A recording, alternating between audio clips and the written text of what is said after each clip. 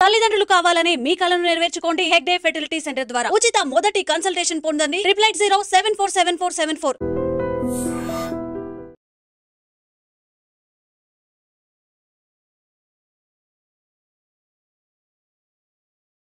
అన్న నమస్తే, అక్క నమస్తే. రాజారాం అన్న నమస్తే. అనగానే మీ గురించి గతంలో ఈ అనంతపురంలో పనిచేసిన ఒక ఆఫీసర్ బాగా చెప్పారు. ఇక్కడ పనిచేసి వెళ్ళిపోయిన ఎస్పీ గారు అంటే మీకు ఇప్పుడు రివీల్ చేస్తున్నా, పేరు చెప్పకూడదు నేను.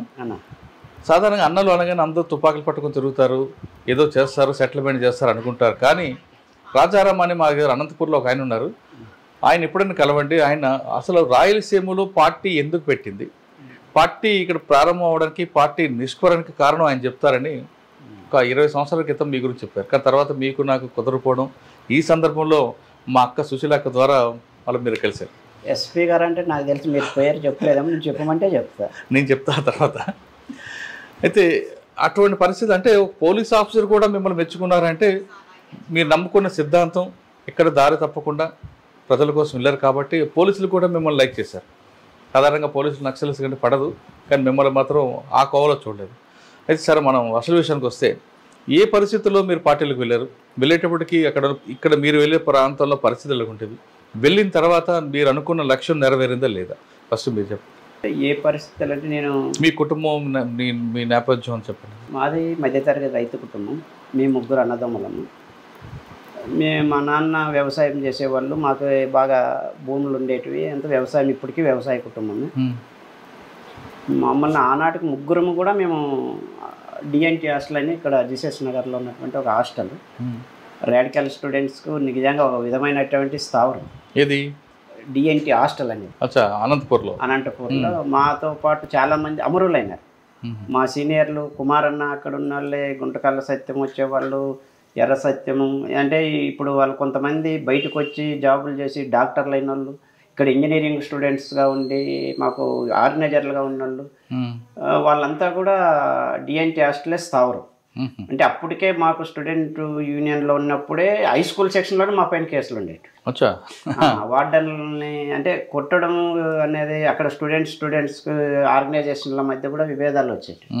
అప్పుడు కూడా మేము బాగా యాక్టివ్గా మిలిటెంట్గా ఉండేవాళ్ళం.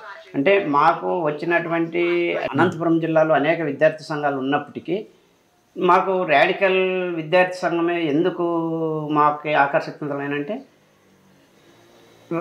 మిగతా స్టూడెంట్స్ యూనియన్స్ మా సమస్యల కోసం తాత్కాలికంగా వచ్చిపోయేవాళ్ళు కాదు. మాకు ఎందుకో మా కుటుంబాలకు జరుగుతున్నటువంటిది, వ్యవసాయానికి జరుగుతున్నటువంటి దోపిడీల గురించి మాకు పెద్దగా మార్క్స్, పెట్టుబడి ఇట్లాంటివి ఏమి తెలియని వయసులోనే దోపిడీ అంటే ఇట్లుంటుందా, మా బతుకులు ఇలా ఉండడానికి కారణం ఇదా అనేటువంటిది విడమర్చి చెప్పేవాళ్ళు. ఆర్గనైజేషన్స్ ఓహో మనం బతికితే ఇందుకోసం బతకాలరా అంటే, ఎందుకంటే చిన్నవే చెప్పేవాళ్ళు. దేవుడు ఉండాడా లేడంటే దేవుడు లేకపోతే ఎట్లా అని మేము వాదించేవాళ్ళం. అరే మీ తెలుగు మాస్టర్ ఏం చెప్తారా అనేవాళ్ళు మమ్మల్ని. సూర్యుడు అంటే అది రఘువంశము, సూర్యుడు 7 గుర్రాలు వస్తాయి రఘువంశం అని చెప్పేవాళ్ళు. మరి సైన్స్ మాస్టర్ ఏం చెప్పేవారు అనేవాళ్ళు. సైన్స్ మాస్టర్ అదంతా గోళం అమ్మడి, 2 మాస్టర్ల మధ్య ఇంత తగాదా ఉంది కదరా, ఇంక నీకు హిస్టరీ ఏం తెలుస్తుంది, చరిత్ర ఏం తెలుస్తుంది, మమ్మల్ని క్వశ్చన్ చేసేవాళ్ళు. అరే వాస్తవమే కదా, మరి ఏంది చదువుల్లోనే ఇన్ని తేడాలు ఉన్నాయి, సూర్యుడు దేవుడు ఒకడు అంటాడు, కాదు అది గోళం అంటారు అని ఇట్లా చెప్పేవాళ్ళు. మీకు హాస్టల్లో వచ్చేటువంటి సోపు డబ్బులతో నుంచి మీకు అందాల్సినటువంటివి ఇవన్నీ ఎక్కడి నుంచి వచ్చినాయి అనేటువంటిది మాకు అక్కడి నుంచే ఎడ్యుకేషన్ వచ్చేసింది. అంటే మా సరైన టైంలో పాఠ్య పుస్తకాలు కానీ ఇట్లా ఆర్గనైజేషన్తో మాకు రిలేషన్ ఏర్పడింది. అంటే మాకు స్కూల్లో కూడా మమ్మల్ని గవర్నమెంట్ జూనియర్ కాలేజ్లో నేను 6th నుంచి ఇంటర్మీడియట్ వరకు అక్కడే చదివాను. అంటే 6th క్లాస్లో కూడా రే డిపార్ట్మెంట్ వాళ్ళంతా పక్కన కూర్చోండి అనేవాళ్ళు. డిపార్ట్మెంట్ అంటే మాకు అప్పుడు అర్థమయ్యేది కదా. పిల్లలు ఏమి అంటే మాకు గెజ్జలు వేసి ఉంటుంది అని హాస్టల్లో, గెజ్జలు వేసి ఉంటుంది మీరు అంతా అని ఇట్లా ఒక టీచర్లే మమ్మల్ని హాస్టల్ విద్యార్థులను పక్కన కూర్చోబెట్టాలి. మాకు నిజంగానే అప్పుడు కాకి నిక్కరు, దానికి ఒక వైట్ షర్ట్, వీళ్ళంతా హాస్టల్ విద్యార్థులు అనేటువంటిది ఒక యూనిఫామ్ వల్ల సపరేట్గా చూసేవాళ్ళు. ఆ గెజ్జి గోల్ పీపీ అయిపోరు అని అవి ఏంటంటే గవర్నమెంట్ హాస్పిటల్ వేయించుకొని, అంటే డిపార్ట్మెంటు హాస్టల్ విద్యార్థులు అనేటువంటి వాళ్ళని ఒక ర్యాలీలకు బంధువులకు తప్ప విద్యార్థి సంఘాలలో వచ్చి మాతో కాలం గడిపిండేటివి అంటే లేదు. చిన్నతనంలో మీకు బీజం పడింది. అంటే ఆర్గనైజేషన్స్ అనేటువంటి వాళ్ళు నాకు తెలిసినంత వరకు రాడికల్స్లో పడినటువంటి ఆర్గనైజర్ కుటుంబంతో తెంచుకొని వచ్చేవాడు. కుటుంబంతో సంబంధం లేకోకుండా ప్రజల కోసము నిరంతరము మేము పెట్టింది తినే మాకు ఎడ్యుకేషన్ చేసేవాళ్ళు. అది మాకు బాగా నచ్చేసింది, ఆకర్షించడం. ఎందుకంటే వాళ్ళు నిజంగా వాళ్ళ పేర్లు కాదు, మేము అడుక్కున్నాము నీ పేరు ఏం పేరు, నా పేరు యాకూబ్ అనేవాడు. వాళ్ళు యాకూబ్ ఎట్లా ఏది అంటే వాళ్ళ సొంత పేరు కాదు, ఏదో ఇంతకుముందు అమరుండు పేరు. ఇట్లా వాళ్ళ పేర్లు కానీ వాళ్ళ కుటుంబం కానీ బ్యాక్గ్రౌండ్ ఏది చెప్పుకోకుండా మన కోసం పనిచేసే వాళ్ళు ఇట్లుండారా అనేవాళ్ళు. అప్పుడు మాకు ఆ బీజాలు రాడికల్స్ పట్ల బాగా ఆకర్షితులైన. అయితే పూర్తి కాలం వల్ల అట్లా ఇట్లా అనేటువంటిది ఆలోచన లేదు, కానీ రాడికల్స్ కోసం ఏమన్నా చేసేవాళ్ళం. అట్లా మేము చదువు 35 మార్కుల కోసం చదువు తప్ప నేను ఎప్పుడన్నా లెక్చరర్ కావాలా, కానిస్టేబుల్ కావాలా, ఉద్యోగం అని మా ఊళ్ళో ఏం ఉద్యోగం చేస్తాడు, టీచర్ అని అవుతాడు అనుకుంటా. మాకు 35 మార్కులు వస్తే నెక్స్ట్ క్లాస్కి పోతాను మేము అనుకుంటాం. 30 మార్కులు పాస్ అయితే చాలు. 10th క్లాస్ ఫెయిల్ అయిన చాలా బాధపడ్డాం. అనంతపురంతో 10th క్లాస్ ఫెయిల్ అయినామనేది లింక్ కట్ అయిపోయింది, రాడికల్తో లింక్ కట్ అయిపోయింది. అప్పుడు ఏం చేయాలా, 85లో 10th ఫెయిల్ అయినా ఏం చేయాలా, రాడికల్స్ మా ఏరియాలో తక్కువ. అప్పుడు అక్కడ ఉన్నటువంటి సిపిఐ మాకు రమణ అన్న, బంగి ఎర్స్వామన్న అని అక్కడ సిపిఐలు ఉండేవాళ్ళు. బన్వర్లాల్ సార్ అని ఇక్కడ జాయింట్ కలెక్టర్గా వచ్చాడు, ఐఏఎస్ ఆఫీసర్. అప్పుడు మాకు బినామీ భూములు అంటే ఏమో తెలియదు. అప్పుడు బినామీ భూముల గురించి తెలుసుకొని అప్పుడు అక్కడ ఉన్నటువంటి భూస్వాముల దగ్గర ఉన్న భూములు 10th క్లాస్ ఫెయిల్ అయ్యి 4-5 కలిసి సంఘం పెట్టి 375 ఎకరాలు ఇప్పుడు తోటలు చేసుకున్నారు అంతా ఎస్సీ ఎస్టీ బీసీలు. అంటే అప్పుడు బన్వర్లాల్ గారు మీకు జాయింట్ కలెక్టర్ గారా? Joint collector. కానీ మీరు ఇంత చేసేప్పుడు నిర్బంధం లేదా అప్పుడు? అప్పుడు నేను సిపిఐ లేకపోయినాం. కౌరు సంఘం పోలీసుల వైపు నిర్బంధం లేదా? లేదు.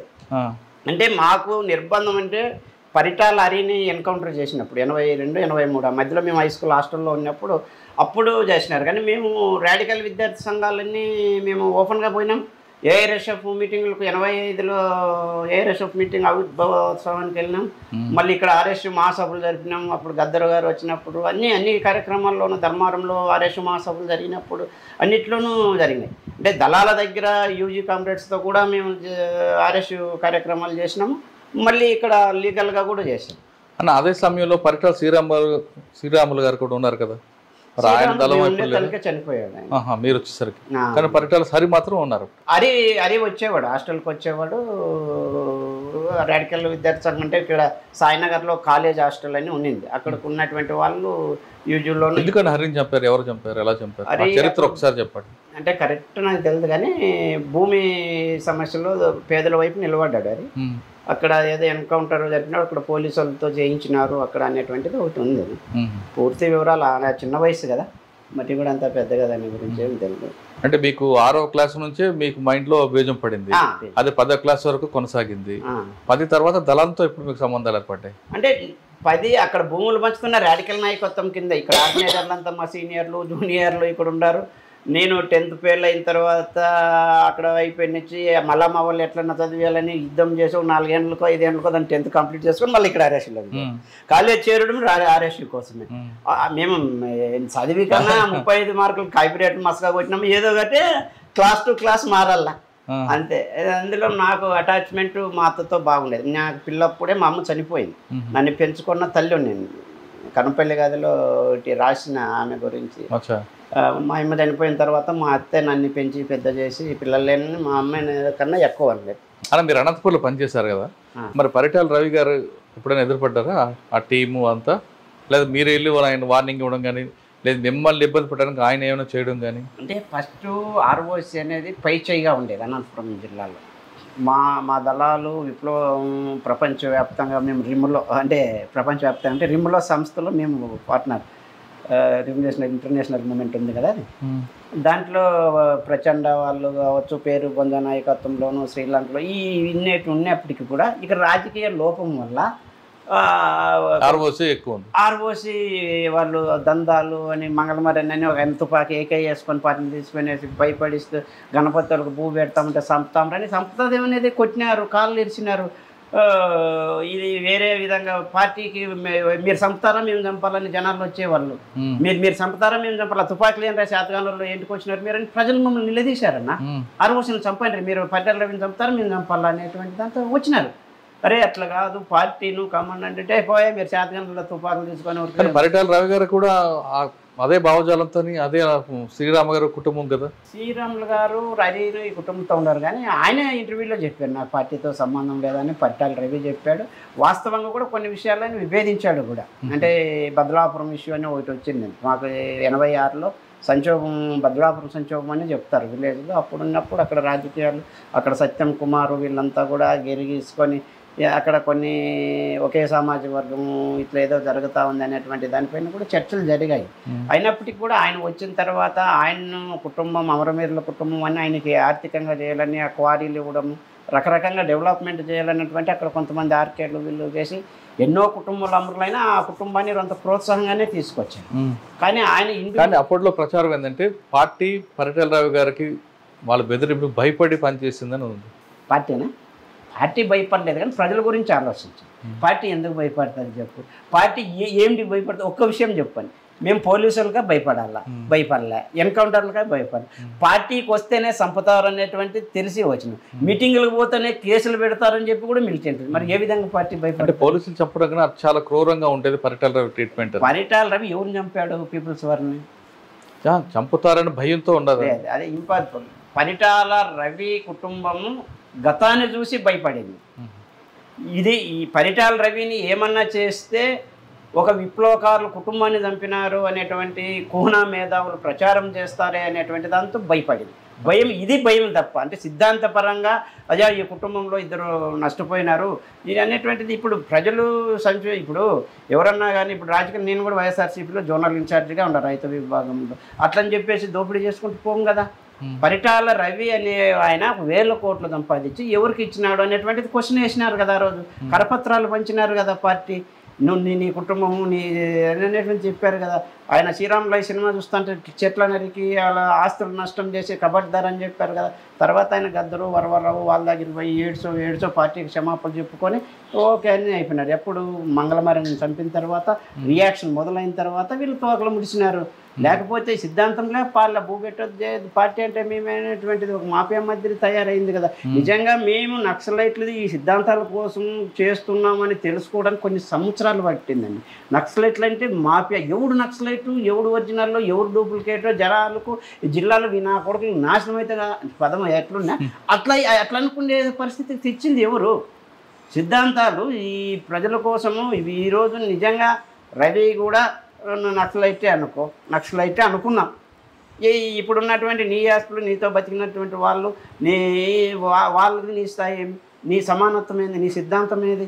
అవును, పార్టీ నుంచి బయటకు వచ్చారు, అరెస్ట్ అయ్యారు, సరెండర్ అయ్యారు, అంతే కదా. ఆరోగ్యం రీత్యా